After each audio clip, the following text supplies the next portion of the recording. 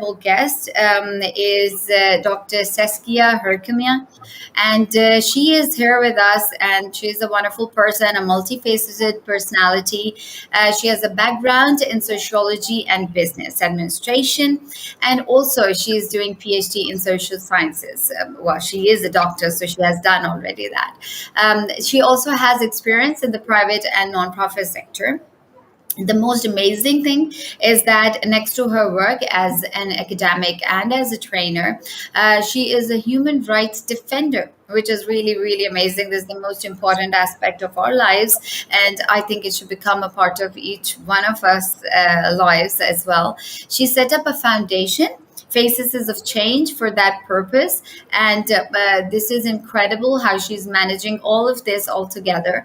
And she holds several positions, because this is quite something which needs to be inculcated in one's timetable. That if you're taking care of a lot of jobs then at one time, then you need to be a person who's really quick, who's really fast in grabbing onto information, doing a lot of things, grabbing onto your timetable, and so on. So she's the international leader of Impact Leaders International. That's just one organization, that global ambassador for Female Wave of Change, and senior expert for the Ministry of Foreign Affairs. So this, like, wow, but with the wow factor, what comes in is how she is managing all of this. So we're going to ask her this as well today, that how she is managing all of this amazing and all of this so much responsibility that she's dealing with. And she has authored several academic and non-academic books as well. So writing one book is quite a hassle. Talking about so many and several books, wow, that's another wow factor to her personality.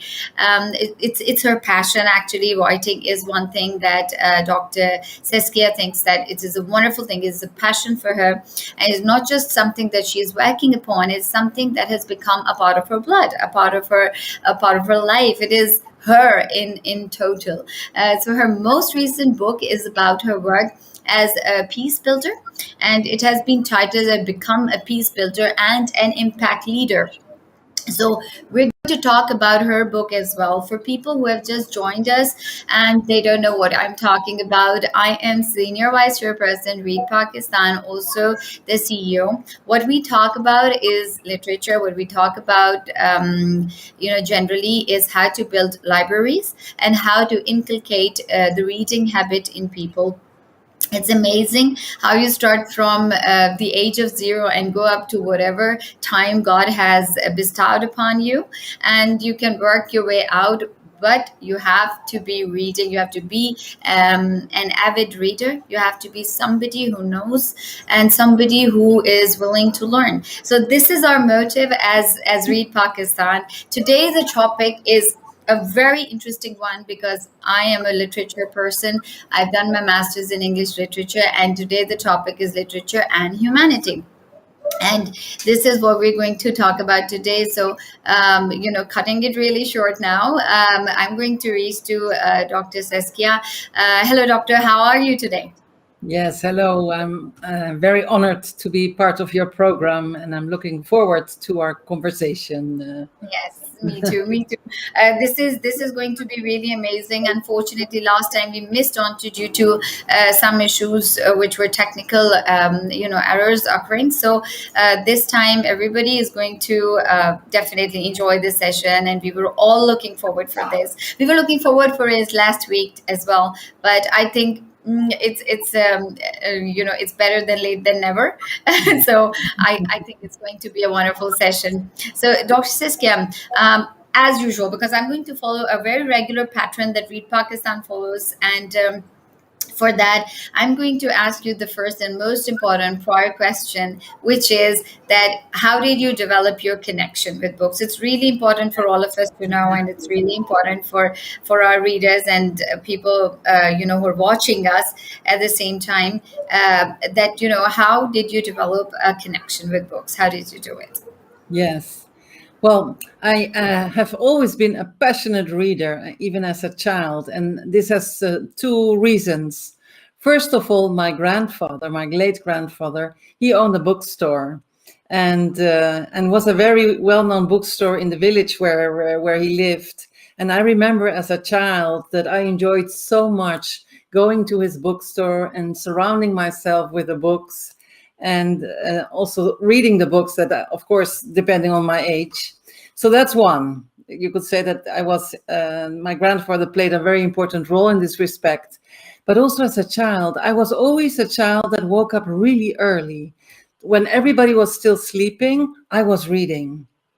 I was reading all kinds of books. I loved, as a small child, I loved the books of Agatha Christie. And I was really quite small. And I read all of the books of Agatha Christie. Wow. Yeah. So somehow I've always, yeah, it has really always played a very important role in my life, because what I love is stories is basically what life is about. Life is about stories, and that's why I love reading. Yeah. That's amazing. So basically, you started as a person who had a lot of imagination and wanted to, so wanted to have a lot of stories around you. And I think that's so true. I've spoken with a lot of people, and the most wonderful part is that I feel that either their parents or their grandparents have actually played a very pivotal or vital role in their life for building them to be readers, which unfortunately is not the case for non-readers.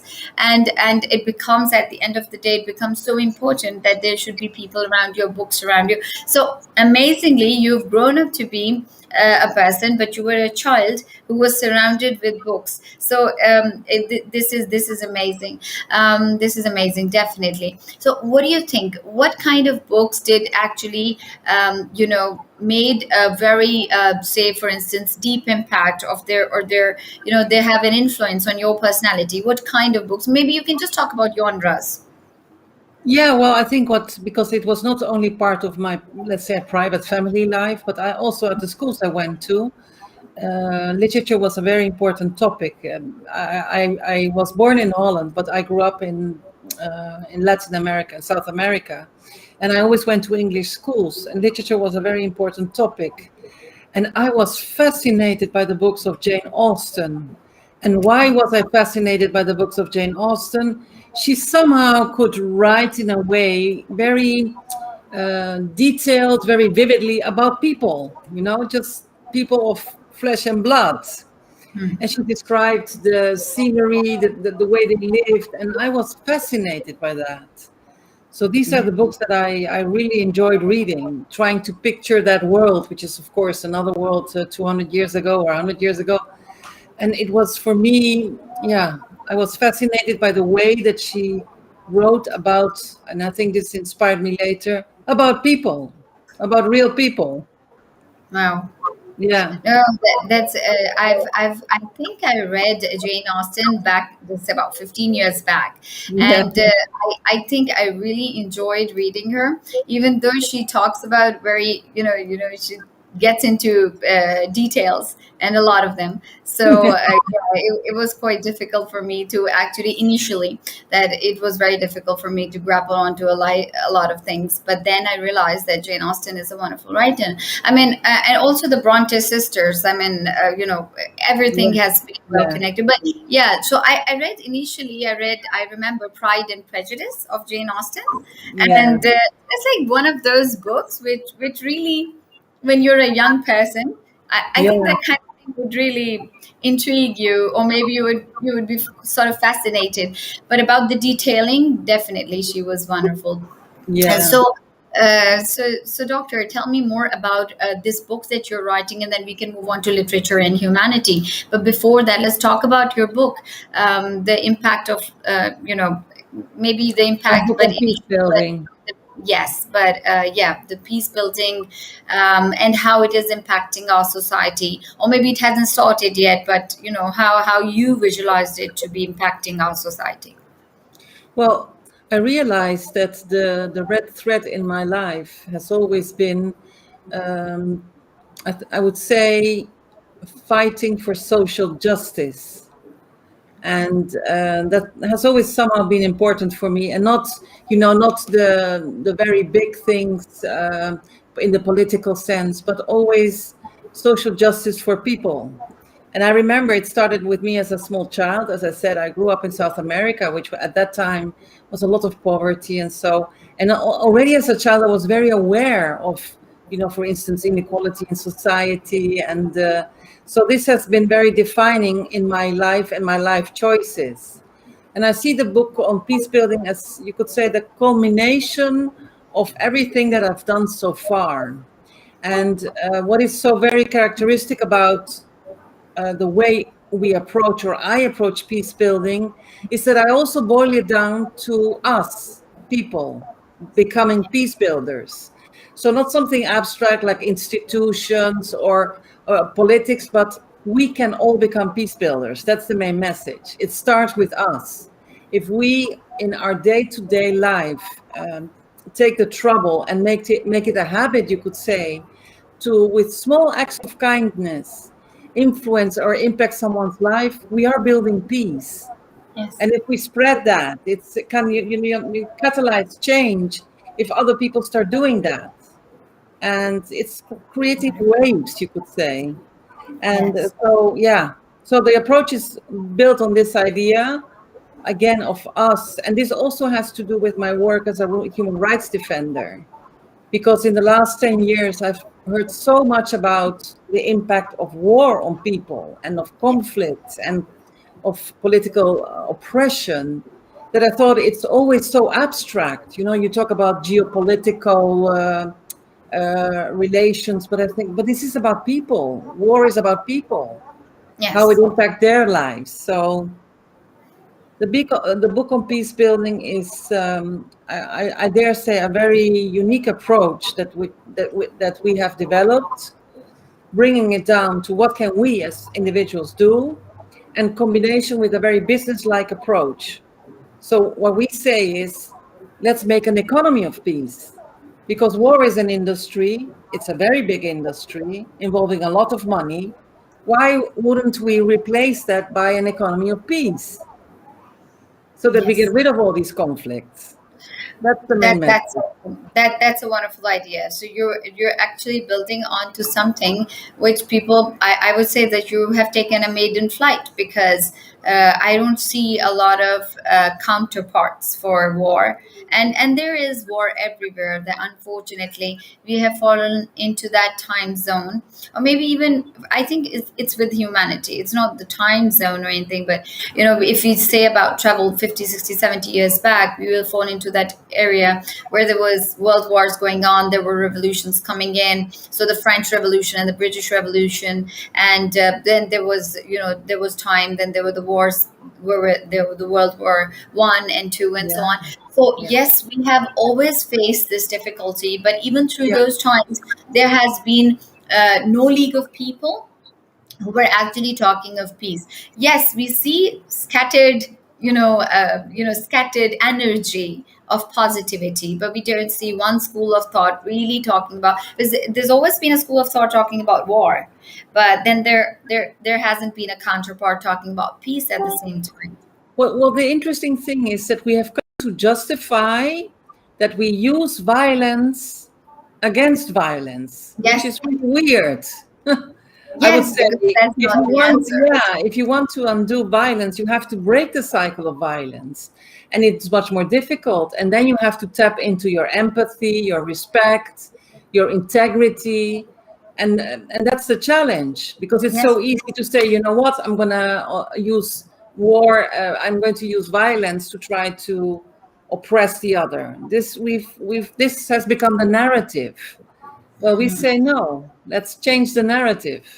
That's propagate. I mean, talking about this, I'm not trying to propagate, but Japan has really worked onto these things. If we work on those areas where there was, so they came up with very nice peace treaties and so on, and also that they have really worked upon in their next generation. They have instilled that they have done a lot of work with peace and peace movements and everything. So yes, this is very important. I think one of the most important things is how we deal with our war, war going on around us, and how we're going to sort of give out not a negative repercussion, but a positive ramification for the same. So I think it's really important. Do you think that you are getting criticism on your book, Dr. Saskia?